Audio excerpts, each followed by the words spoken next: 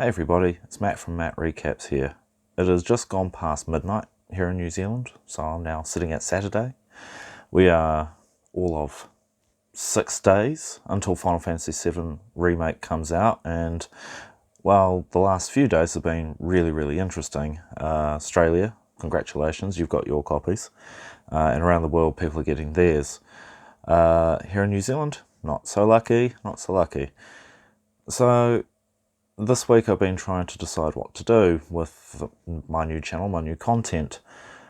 So here I am, sitting on the couch, contemplating, and blow me dead, they release another goddamn trailer. Yeah? Really? Guaranteed it would have been part of their marketing plan all along, but the game's already out. So, hey, guess what? We're going to have a look at this trailer, see what we can see in it. I will just really ask anybody that has actually played the game or is playing the game or has even finished the game, I guarantee there's a few of those out there, please just don't spoil anything in the comments of this video. It would be really appreciated if you could just respect those of us that have not seen it at all. So, without any further ado, let's just kick into the trailer, see what we can see. It's not a reaction video, it's a recap video, so let's dive into it. Okay, so the trailer kicks off with the date scene, the little mini date scene that you get at the intersection of staying over at Terrace House on the way to Sector 7, and it looks amazing. Really didn't expect to see this in a trailer. I thought they might have wanted to save this scene until we got into the game, but then again I'm going to say a lot about this trailer like that because it reveals a goddamn ton of stuff. It just looks absolutely amazing. The scenery, the background, little child's play toy that they've got here, even the graffiti in the background just looks fantastic. Then we're moving into Terrace House, and again another character reveal. We get Elmyra. And even the background information here from Sung's perspective of chasing Aerith for so long, or at least looking after her for so long.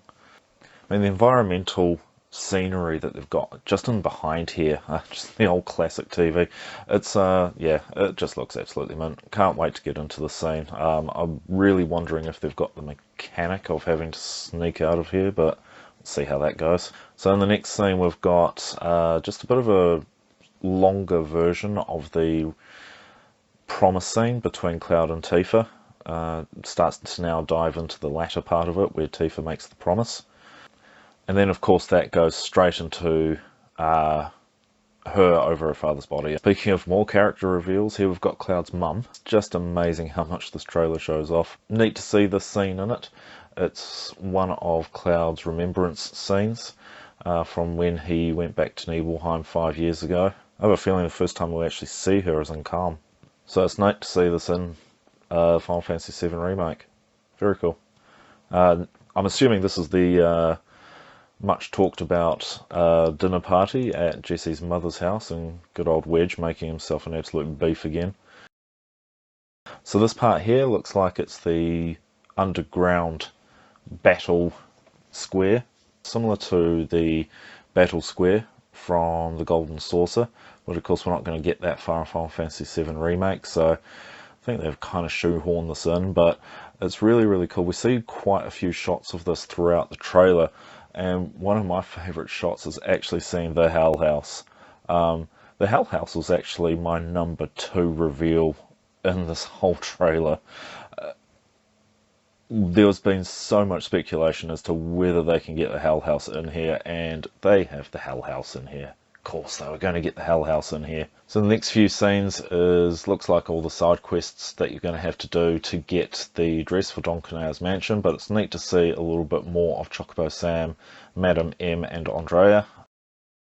We also get to see the lighter side of Barrett, and we haven't actually seen Barrett the adoptive dad as much as we perhaps could have done. He's always kind of been the Avalanche leader, but now we're getting to see a bit the softer side between him and Marlene.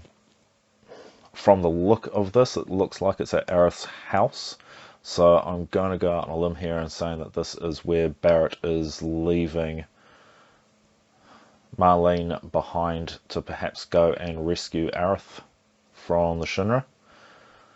Could also be on his way to the Sector 5 reactor as well, but I'm picking it's the former. Shinra propaganda. Shinra propaganda. Just generic news anchor. Nice tie. Moving on. Don Corneo up to his usual... God, he looks awful. Up to his usual stuff. Not quite sure who the first of these Shinra characters is. Not quite sure on this fellow here.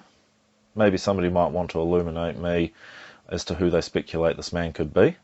But the next one, I believe, is the Midgar Mayor.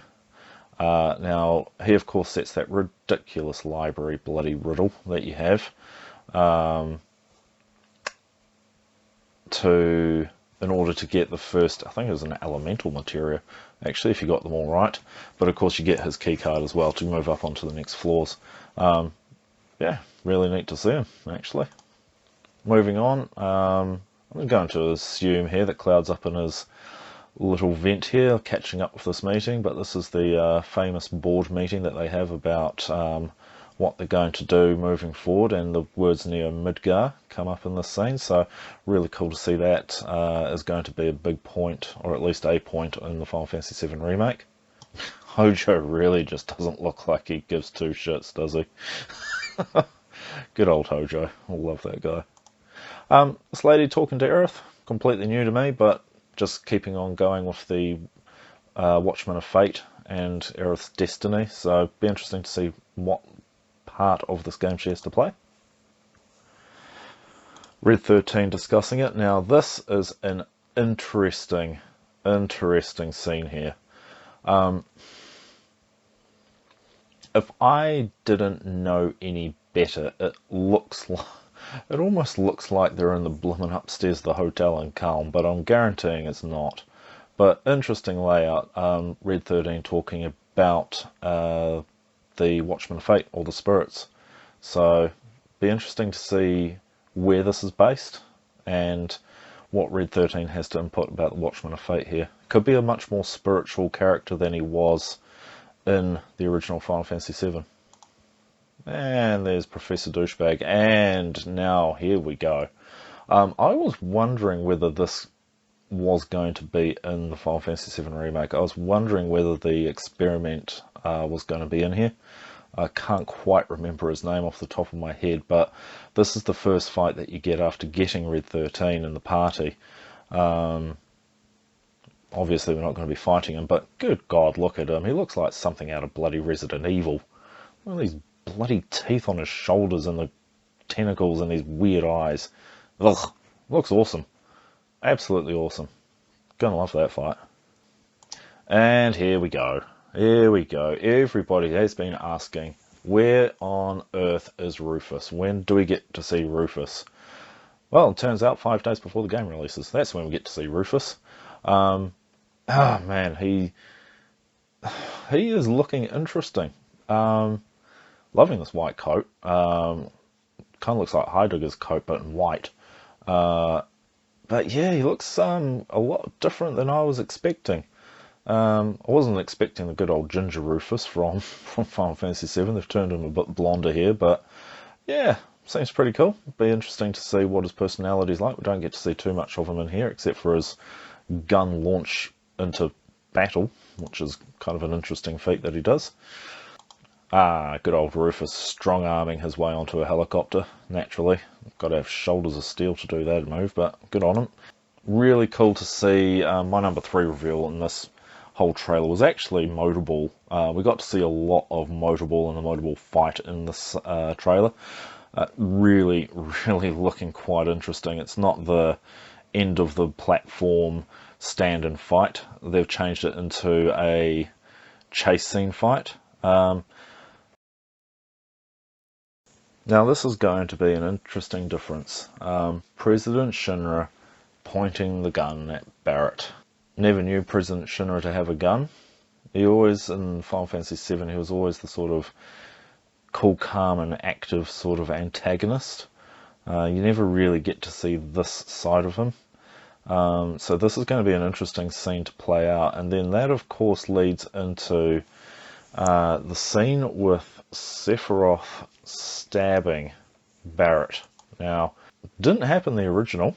So this is going to be very interesting to see where this is playing out, whether it's just a vision that Cloud's having, whether Sephiroth is actually here and he actually stabs Barrett, or what he's doing, or whether he's just doing some good old mind fuckery. But yeah, going to be pretty interesting. Kind of blew my mind when I saw that in the trailer. Very interesting. And of course this leads into Sephiroth talking to all of them, mostly Cloud though, showing him visions of the future, showing him what he wants him to do, really getting into that level of manipulation that we all know Sephiroth to be capable of. And then we get this really interesting, odd end scene. I'm not going to analyse the death out of the scene. Could be several things going on here. Could be Cloud. Could be, who knows, visions of Zack. What is interesting, of course, is that they're way outside Midgar, or just outside of Midgar itself. So where this plays into it, who knows? Who knows? But come on, 5 days. 5 days. Just give me the game. Give me the game. Oh man, I've been waiting a long time for this. This has been a bit unscripted, so thank you, team, for all your patience with me. If you did like this video, please give it a thumbs up. Please subscribe. You'd be doing me a massive favour by following me along my journey. Until next time, guys, we'll catch you around.